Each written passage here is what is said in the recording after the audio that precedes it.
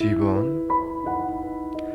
ভাল পোৱা মানুহৰ প্ৰতি মাত নজনা হ'লেও এওঁলোকে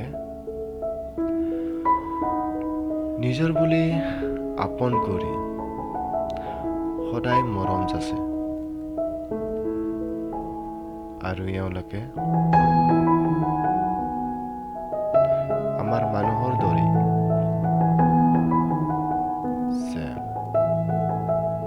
ক'বলৈ গ'লে একেই আৰু ঠিক সেইদৰেই সিহঁতেও মানুহৰ পৰা মৰম বিচাৰে।